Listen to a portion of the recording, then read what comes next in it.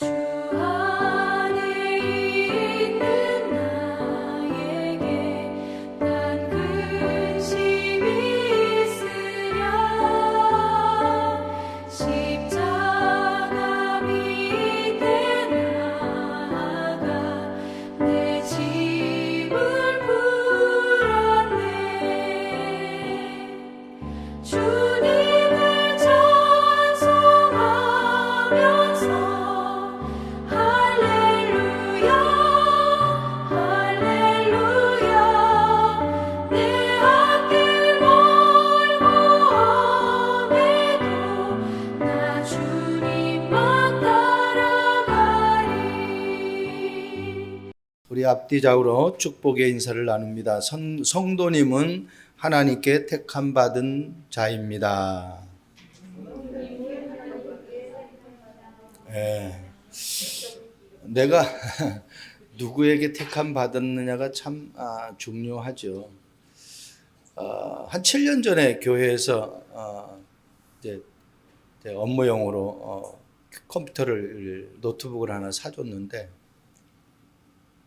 어제는 그 컴퓨터가 이 작동이 되다 안 되다 되다 안 되다 해가지고 제가 새벽 한 3시 40분에 말씀을 이제 마무리하고 자게 되었어요.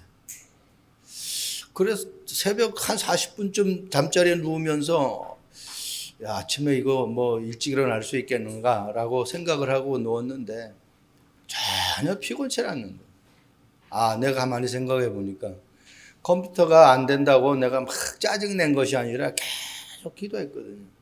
하나님, 이 페이퍼 만들죠. 그래서 볼펜으로 써가지고 설교를 준비를 하려고 막 또 썼다니까. 또 컴퓨터가 또 되는 거예요. 또 되다가 하려고 하면 또 안 되고. 계속 기도하면서 결국은 이제 하나님이 승리하신 거죠. 페이퍼를 얼른 만들고, 요걸 이제 아침에 프린트를 하려고 또 컴퓨터를 켜니까 이게 또 계속 뱅뱅뱅뱅 돌아가기만 하고 켜지지 작동이 안 되는 거예요. 또 기도했습니다. 그래서 이제 페이퍼를 만들어 가지고 오게 되었어요. 왜 제가 이 말씀을 드리느냐? 내 생각대로, 내 방법대로, 내 계획대로 잘 된다고 하면은 이 땅에 문제는 없는 거죠. 생각지도 않는 일들이 벌어진다는 겁니다. 오늘 본문의 환난 이후에 일어나는 부분들 보세요. 여러분, 해가 어두워져요. 이 대낮이 캄캄하게 돼. 해가 어두워지니까 달이 빛을 잃어버려요. 여러분, 온 세상이 캄캄하고 빛이 없고 어두워지고 한마디로 흑암이 가득해버리면은 어떻게 살아갈 수 있겠습니까? 살아갈 수가 없죠. 그뿐만이 아니잖아요. 별들이 하늘에서 떨어진대요. 제가 본문에 쭉 이렇게 적었지만 영적으로 이 해는 진리를 말하고 또 이 달들은 이 율법을 말하는 거예요. 한마디로 가짜가 진짜 되고 진짜가 가짜 되고 진리가 없어요. 그리고 법을 만들어놨는데 법을 지키는 사람이 없어요. 그건 무법천지가 돼버리죠. 살아갈 수가 없는 거죠. 그런데 하나님은 택하신 자들을 사방에서 모으신다고 말씀하셨어요. 저와 여러분들이 잘 아는 징기스칸, 알렉산더, 나폴레옹, 이들의 공통점이 뭡니까? 세계를 정복한 사람들이에요. 그런데 이들은 한 가지 정복을 못했어요. 죽음. 자기가 죽음 앞에 그 정복한 힘과 능력과 모든 명예가 아무 소용이 없는 거예요. 오라 하면 가야 되는 거예요. 그뿐입니까? 여러분, 석유의 왕 록펠러, 또 최근에 이 스티브 잡스, 자기가 성공한 사람인 줄 아는데 성공한 사람이 아니다라는 것. 경제인으로서 돈을 버는 것에는 성공한 것 같지만은 절대로 가정, 자기의 삶에 대해서는 한 번도 행복한 적이 없었다고. 록펠러 돈이 우리나라 돈으로 320조예요. 이 환산을 하면은. 그 정도가 아니잖아요.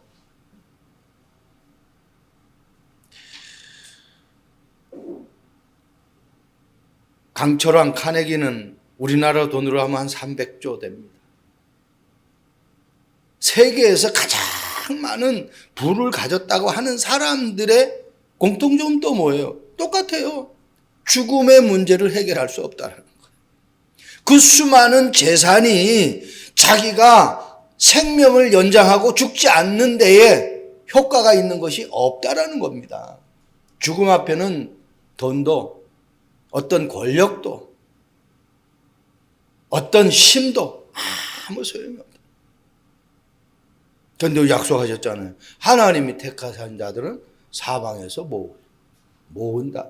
저와 여러분들이 하나님 앞에 택함 받아서 구원받아서 영원한 생명에 들어갈 수 있다라는 이 축복이요, 보통 축복이 아니에요. 그래서 오늘 본문이 너무너무 중요한 거예요. 자기가 택하신 자들을 사방에서 모으리라고 말씀하셨어요. 이 말씀이 여러분들 평생 동안 여러분들이 주님 앞에 부름 받는 그날까지 이 언약만 놓치지 않으면 돼. 아, 내가 하나님 앞에 부름 받은 사람이구나. 하나님이 나를 지명하여 부른 그러한 축복의 사람이구나. 나를 왕 같은 제사장으로 부렸구나. 나를 어두운 데서 불러내어 기이한 빛에 들어가게 하신 그 축복을 받은 사람이구나. 요한복음 15장 16절, 너희가 나를 택한 것이 아니요 내가 너희를 택하여 세웠나니. 하나님이 왜 우리를 택했어요? 왜 우리를 택하셨나니까요.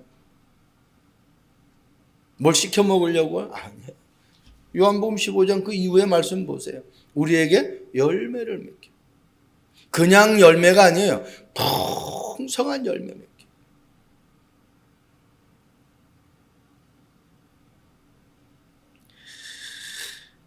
열매가 항상 있게, 있었다 없었다 있는 그런 열매가 아니라 항상 있게 하기 위해서 하나님이 우리를 부르셨다라는 겁니다. 무엇을 구하든지 다 받게 하려 합니다. 그랬어요. 그러니까 내가 하나님과 방향만 맞으면은 하나님은 나를 가만히 두질 않습니다. 우리는 성경을 그냥 읽어 내려가면 안 돼요. 하나님 앞에 쓰임 받은 사람들이 어떤 하나님 앞에 자세로 섰는지 그 부분을 놓치면 안 되죠. 이게 안 되니까 내가 누구에게로부터 선택받고 택함 받았다라는 것이 안 되니까 다 무너지잖아요. 그게 창세기 3장이잖아요. 하나님의 형상으로 아담과 하와를 만들었는데 하나님의 말씀을 언약으로 붙잡지 않고 다른 것을 붙잡아 버린 거예요. 그러니까 우리는 자꾸 다른 거. 우리 지난주 계속 말씀하고 있잖아요. 그리스도가 여기 있다 보라 저기 있다 하여도 믿지 말라. 거짓 그리스도들과 거짓 선지자들이 뭘 한다고요? 이적과 기사를 행해가지고 우리를 어떻게 해요? 유혹한다는 거예요. 그냥 우리를 불러내는 것이 아니에요. 능력을 보여주면서 그 능력을 따라오게 만든다는 거예요. 근데 그게 거짓의 능력인지를 몰라요.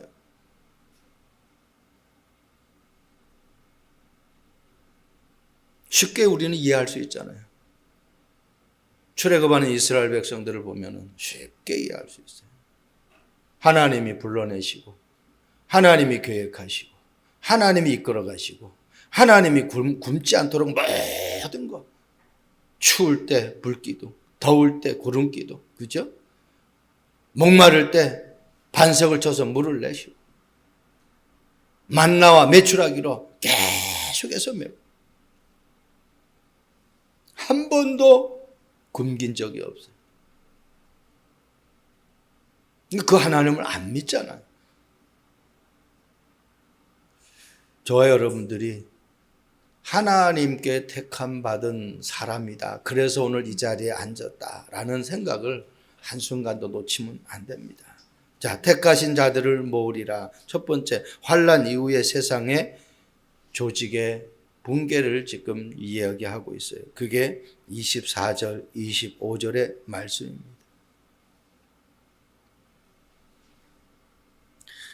아까도 제가 서론에 잠깐 말씀드렸어요. 진리가 진리로 받아들이지 못하는 세상이 되어지면은 큰 문제죠.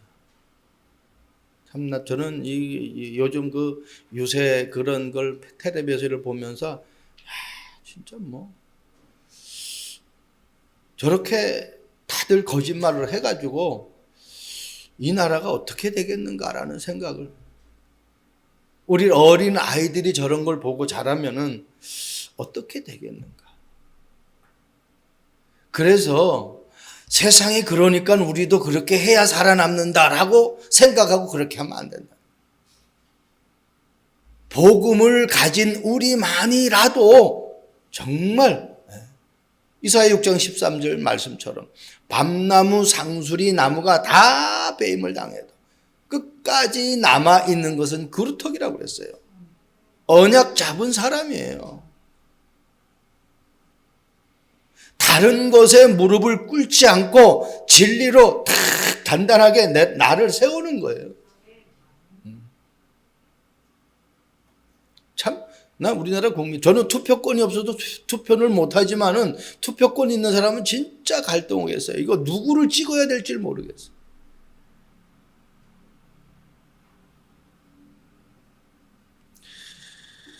그래서 거짓이 판을 치는 세상이 돼버렸어요. 그런데 성경에 예수님이 다 하신 말씀이잖아요. 마태복음 24장 25장에도 얼마나 정확하게 말씀해 주고 있어요. 그래서 내가 깨어있지 않으면 그냥 한순간에 속아는 먹어가는 거예요. 창세기 3장은요 오랜 전부터 아담과 하와를 갖다가 건드린 것이 아니라 그냥 한순간에 한 1분 안 되는 그 시간에 그 한마디에 넘어가. 네가 하나님처럼 된다. 그거에 넘어간다니까요. 어떤 후보는요 매달 150만 원씩 준다잖아요. 그리고 당선되면 2개월 안인가 3개월 안에 1억씩 한 사람당 준다잖아요. 우리 여기 있는 사람만 봐도 10억이 넘네. 1억씩 받은 거지. 그러니까요 우리가 정말 정신 차려야 돼. 나를 유혹하는 게 무엇인지를 놓치면 안 돼요. 마가복음 13장 25절 별들이 하늘에서 떨어진다. 이 별들은 종들을 얘기하는데, 그리고 뭐라고 그랬어요? 또 하늘에 있는 권능들이 흔들리다. 지금 이 하늘 공중 권세를 붙잡고 있는 자가 누굽니까? 흑암 권세가 아닙니까? 에베소 6장 말씀에. 그래서 하나님이 모든 것을 다 쓸어버리고 새롭게 해버리는 거예요. 그리스도 안에 있으면 새로운 피조물이라. 이전 것은 지나갔으니 보라 새 것이 되었다. 하나님이 새롭게 다 만들어버린 거예요. 여러분에게 뭔가가 큰 문제가 있어가지고 완전히 망할 지경이 되었다. 그것이 어떻게 보면 하나님 앞에 최고로 내가 응답받는 기회가 되는 거예요. 문제는 문제를 보면 안 돼요. 그래서 다 속는 거예요. 문제 뒤에 답이 있다니까. 그러니까 하나님의 계획이 있어요. 그걸 발견해야 돼요. 그 그리스도 안에 있는 하나님의 자녀는요 완전 보장의 축복이에요. 마태복음 24장 35절 말씀 봐세요. 천지는 지열정 말이 잘 안 되네. 없어질지언정 내 말은 없어지지 아니하리라 그랬어요. 이게 예수님이 하신 말씀이잖아요. 세상의 눈에 보이는 것은 다 없어져요. 그런데 하나님의 말씀은 없어지지 않는데요. 그 말씀이 다 성취되신대요. 그러니까 이 말을 누가 했느냐 말, 창조주 하나님이 하신 말씀 아닙니까? 예수님이 결국은 빌립보서 말씀 보면은 하나님의 본체라고 그랬으니까. 그러니까 세상의 모든 것을 우리는 어떻게 해요? 안 놓치려고 바등바등 하잖아요. 그게 다 없어지는 건데. 그런데 하나님의 말씀은 이사야 40장 8절에도 영영이 선다고 그랬어요. 그 없어지지 않는 것을 내가 언약으로 붙잡으면은 나는 잘못될 수가 없는 거예요. 새롭게 나 자신을 세팅할 수 있기를 바랍니다. 내가 무엇으로 각인되어지느냐가 정말 중요한 겁니다.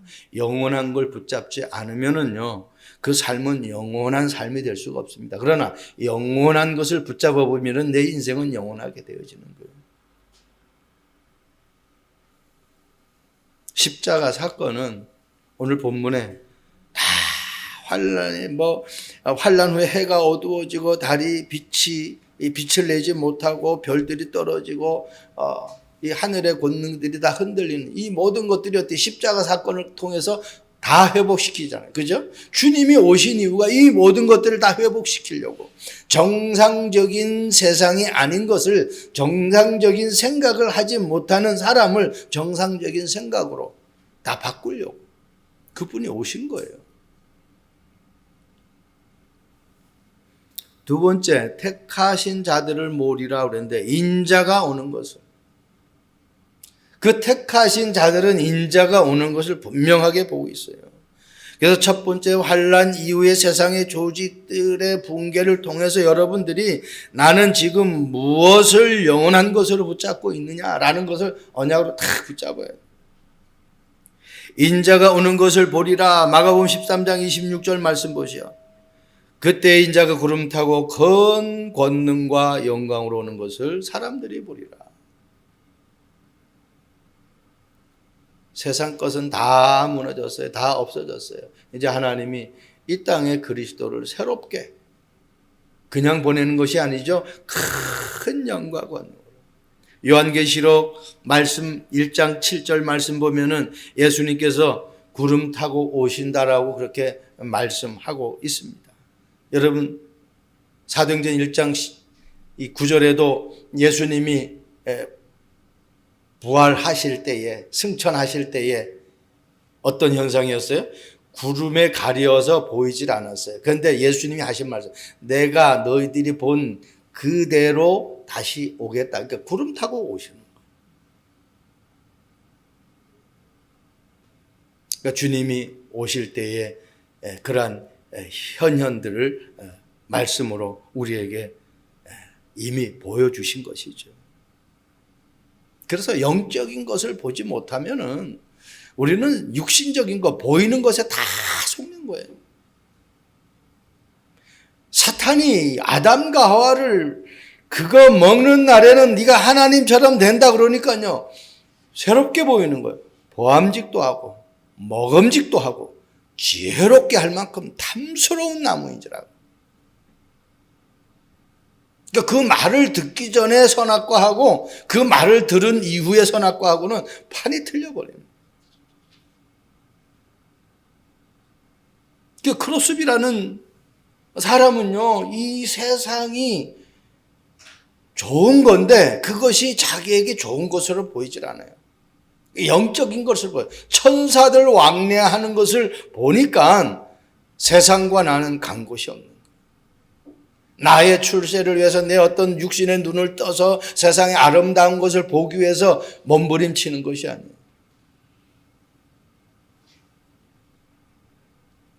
구속한 주만 보인다. 오직 그리스도만 보이는 거예요. 그러니까 속지 않아요.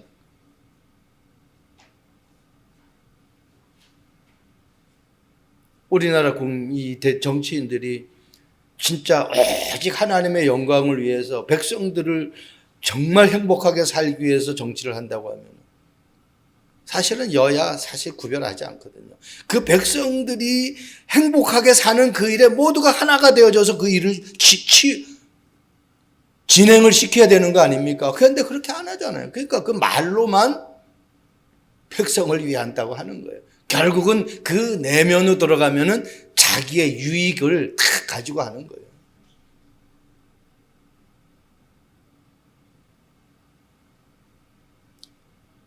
어느 대선 주자가 예를 들어서 나는 이번에 카메라 보니까 참 저 후보가 참 더 잘하겠다 하고 내가 이번에는 양보하겠다. 이분을 밀어줘라. 백성들이 나중에 그 사람 시킬 걸 아마? 이번에는 안 돼도 아마 나중에 그 사람 시킬 걸? 근데 그런 사람이 없어요. 다니엘 7장 13절 말씀 보세요. 이 말씀이 사실은 이 시대 흐름이에요. 내가 또 밤 환상 중에 보니 인자 같은 이가 하늘 구름을 타고 와서 옛적부터 항상 계시는 우리의 문제를 해결하기 위해서 어떤 갑작스레 생겨난 것이 아니에요. 옛적부터 항상 계신 이가 나아가 그 앞으로 인도되매. 여러분, 이 다니엘 말씀은요, 이 7장 특히 말씀은 다니엘은 사자, 곰, 표범, 열불, 짐승에 관한 이 이상을 보았어요. 한말 환상을 보한 거죠. 기도하는 가운데. 이것은 차례대로 뭘 의미하느냐? 바벨론, 메데, 바사, 알렉산더, 제국, 로마 이런 것들을 상징하는 거예요. 그 같은 세속의 역사에 전개되어지는 과정도 결국 하나님에 의해 지배될 수밖에 없다는 겁니다. 로마가 세계 강대국인데 결국은 로마가 기독교 앞에 무릎을 꿇었잖아요. 그죠? 다 아무리 강하고 아무리 재벌이고 아무리 힘이 있다 할지라도 복음 앞에 다 무릎 꿇게 돼 있어요. 그걸 놓치면 안 돼요. 그래서 내가 무릎 꿇을 수밖에 없는 그 언약을 내가 붙잡아야 돼요. 세상에서 크고 대단해도요, 그것조차도 하나님 앞에 다 평지가 되어지는 거예요. 스가랴 말씀 나오잖아요. 4장 7절에. 스룹바벨 앞에 큰 산이 다 어떻게 평지가 된다고요. 큰 산아 너가 무엇이냐? 스룹바벨 앞에 네가 다 평지가 될 것이다라는 거예요. 하나님 앞에 다 무릎 꿇을 수. 절대로 놓치면 안 돼요. 하나님은 저와 여러분들을 그냥 부르신 게 아닙니다. 하나님의 살아계심을 237 나라 5천 종족 복음 증거하게 하기 위해서. 여러분, 예수님의 말씀은 그냥 말씀이 아니잖아요. 처음부터 예수님이 이 땅에 오실 때부터 모든 민족, 땅끝, 그죠? 만민, 그 말씀을 하셨어요.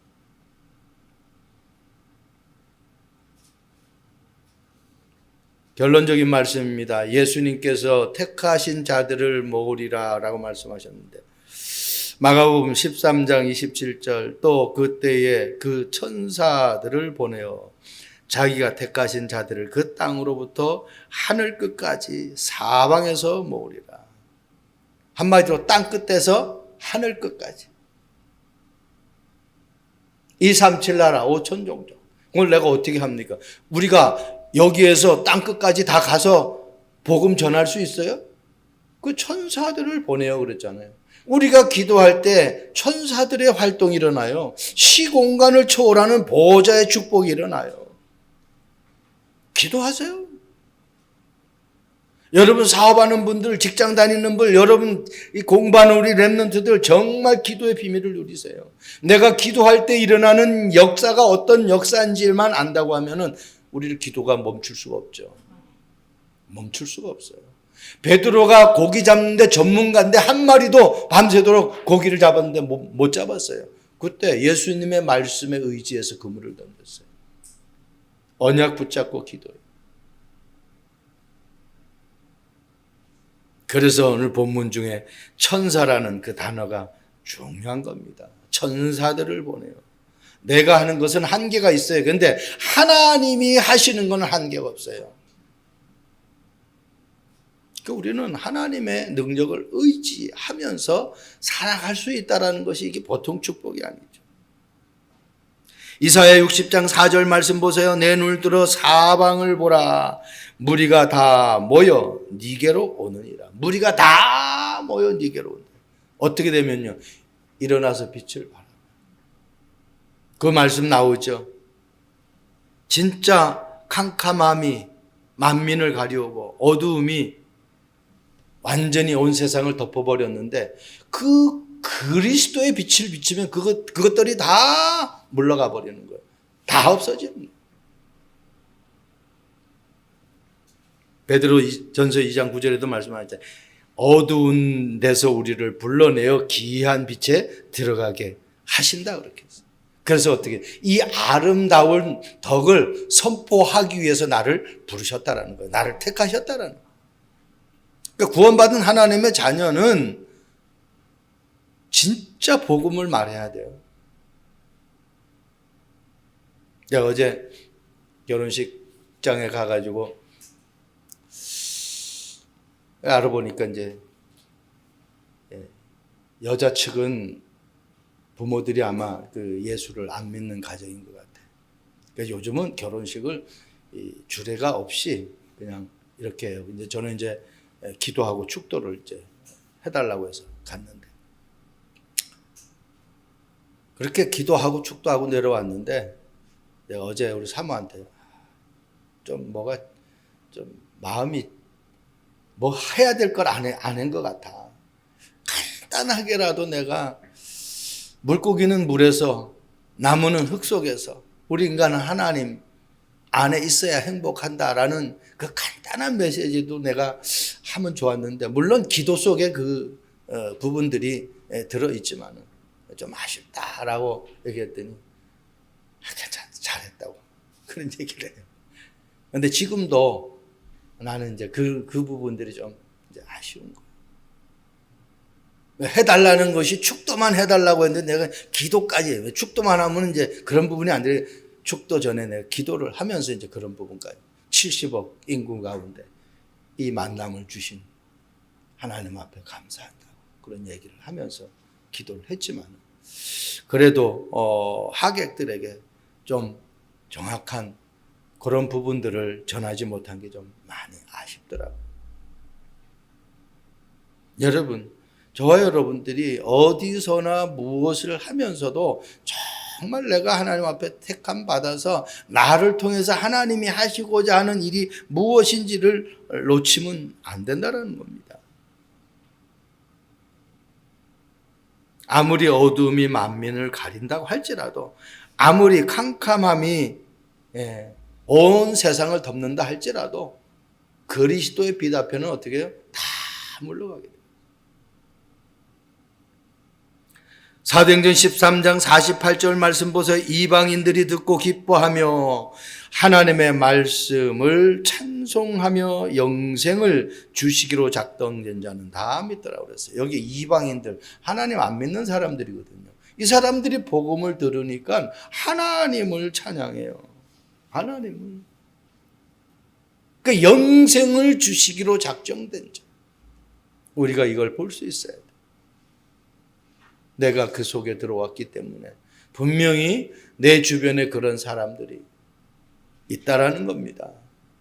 그 사람들을 우리는 찾아서 모아야 돼요. 오늘 예수님이 하신 말씀들은 사방에서 모으리라. 자기가 택한 백성. 하나님이 작정된 자, 하나님이 예비한 자가 누구인지를 그것을 놓고 여러분들이 기도하면서 그 응답을 받을 수가 있습니다. 이건 내가 하는 것이 아닙니다. 영생을 주시기로 작정된 자는요, 작정된 자는 누구의 노력과 상관없이 그 작정된 시간표가 있어요. 그 시간표에 그 사람이 주님 앞에 돌아오게 되어 있어요. 나의 노력, 나의 열심이 아닙니다. 우리가 그것을 봐야 돼요.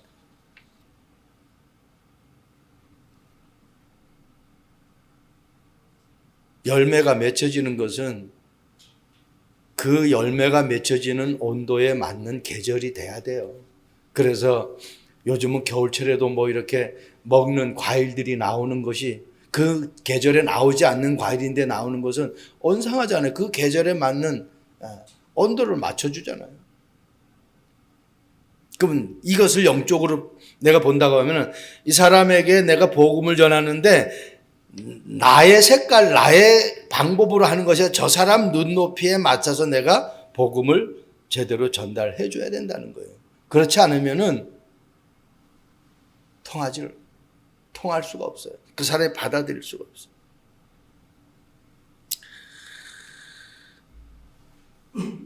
보험회사에 근무하는 세아라는 사람이 있는데 당시 미국에는 경제공황이 와가지고 많은 구조조정이 있었어요. 임금도 이렇게 삭감을 하고. 이제 엄마가 볼 때는 이 아들이 상당히 이제 그런 어떤 회사의 일로 막 갈등하고 고민하니까 안타까웠겠죠. 엄마가 아들을 위해서 시를 한 편을 쓴 거예요. 이 아들은 피아노를 참 잘 쳐요. 그래서 그 피아노를 항상 치면서 찬송가를 치니까 그 피아노 앞에다가 그 시를 이렇게 써서 놨어요. 그래서 제가 회사 문제 때문에 갈등하고 해서 아침에 일어나서 출근하기 전에 피아노에 앉아서 자기 마음을 좀 달래려고 피아노를 치려고 딱 피아노 앞에 앉았더니 뭐 쪽지가 하나 있어서 보니까 글이 적혀 있는 거예요. 보니까 주 예수보다 귀한 것은 없네. 이 세상 부귀와 바꿀 수 없네. 뭐 찬송가 94장에 나오는 거잖아요. 옛날에는 102장이었지만 저도 이거 엄청나게 좋았거든요. 제가 세상에 너무너무 세상이 아름답고 즐거운 거, 이 노는 거 너무 좋아했거든요. 그래서 미국에 간증 가가지고 우리 사모하고 나하고 이걸 그땐 집사인데 이 찬송을 불렀어요. 앞에 나가서. 그러니까 이 아들이 세아가 충격을 먹은 거예요. 이 가사를 보면서. 그러면서 그 피아노에 앉아서 가지고 곡을 만든 거예요. 이 가사에 곡을 붙인 거예요. 그게 지금 우리가 즐겨 부르는 주 예수보다 더 귀한 것은 없네. 그 엄마 밀턴이 이것을 아들을 위해서 그 찬송 하나가 그 시 하나가 이 아들의 모든 삶을 다 바꿔버린 거예요. 우선순위를 바꿔버린 거예요. 여러분, 내가 하나님께 방향을 맞춰버리면 하나님은 나에게 모든 것 쏟아 부으게 돼 있습니다. 예를 들어서요, 이 돈을 줬는데 이 아들이 이 돈을 엉망진창 완전히 뭐 진짜 세상 것으로 타락하는 길로만 쓴단 말이에요. 그러면 돈 달라고 하면 그 부모가 더 주겠습니까? 절대로 안 주죠. 그런데 이 돈이 하나님이 원하고 부모가 원하는 곳에 쓰여지고 그 돈 쓰므로 말미암아 많은 사람들이 부모에게까지 막 그냥 자녀가 너무너무 훌륭한 자녀를 두었다라고 칭찬하면은 부모는요, 그 자녀를 위해서 마음껏 밀어주죠. 저와 여러분들이 내 인생에 가장 소중하고 내 인생에 가장 귀한 것이 뭐냐면 그게 돈입니까? 명예입니까? 그게 자리입니까? 뭔가 큰 건수를 내가 올리는 겁니까? 그렇다면 그렇게 하려고 하면 내 어떤 중심에 무엇을 최우선으로 중요하게 여기고 있느냐는 얘기죠. 그게 안 되어지면은 그냥 먹고는 살 수 있어요. 근데 하나님 앞에 받는 진짜 100배의 축복, 우리 권사님 오늘 기도한 것처럼 근원적인 그런 축복은 우리가 받을 수 없다라는 겁니다. 우리 참빛교회 성도들이 여러분 각자 한 사람 한 사람을 통해서 흩어져 있는 하나님이 예비한 영혼들이 여러분들의 복음 전하는 소식을 통해서 다 모아져서 천안뿐만 아니라 중부권 살리고 민족 살리고 세계 살리는 그러한 언약의 여정이 전도자의 여정이 되기를 주님의 이름으로 축복드립니다. 기도하겠습니다. 좋으신 하나님을 찬양합니다. 택하신 자들을 사방에서 모으시라고 약속하신 주님, 그 일에 우리가 쓰임 받기를 원합니다. 성령으로 충만케 하옵소서. 하나님, 세상에 어떤 것도 우리에게 중요한 것이 아니라 오직 그리스도 하나님 나라 성령 충만함 속에 거하는 저희들 되게 하옵소서. 감사를 드립니다. 주 예수 그리스도의 이름으로 기도합니다. 아멘.